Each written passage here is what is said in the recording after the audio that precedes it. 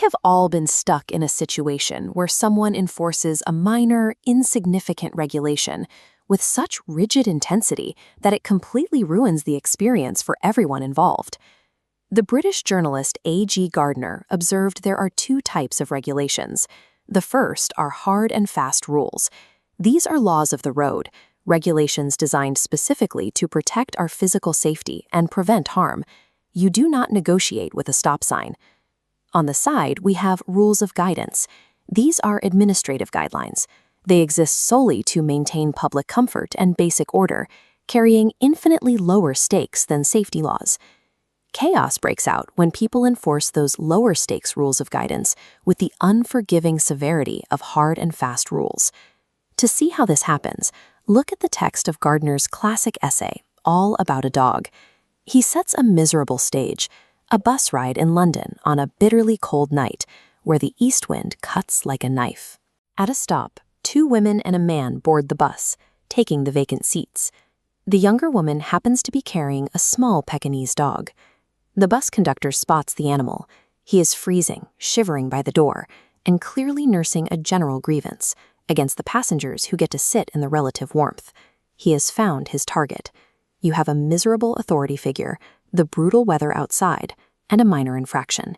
It is the perfect vacuum for a localized bureaucratic disaster. The conductor approaches the woman and issues a strict ultimatum. She must take the dog outside, up to the uncovered top deck of the bus. The woman refuses. As you can read in the text here, she points out a very legitimate threat. Forcing her out into the freezing weather would kill me, or at the very least, give her pneumonia. The conductor reaches for the nuclear option. He pulls the bell, stops the bus, and steps onto the pavement. He announces they will not move an inch until the dog is removed.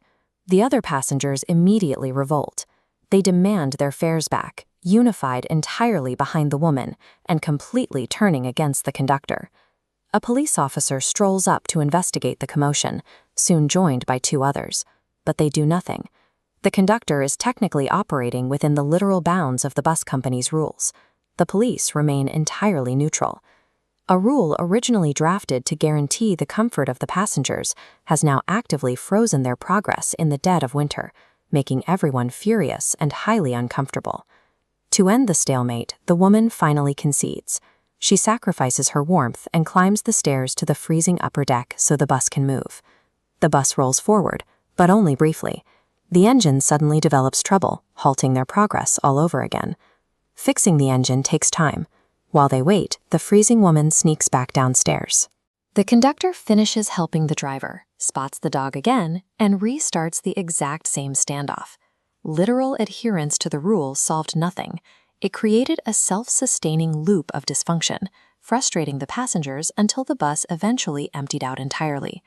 The dispute drags on until Gardiner is the very last passenger left on board. The conductor has won his victory, but it is entirely hollow. Seeking some kind of validation, he turns to Gardiner and attempts to justify the chaos by repeating that he kept to his rules. Gardiner categorizes the dog policy perfectly. If we look at the final passage, he tells the conductor that rules of guidance are meant to be observed in the spirit, not in the letter, for the comfort of the passengers. The conductor kept the rule, but broke its spirit. Gardiner outlines the essential missing ingredient.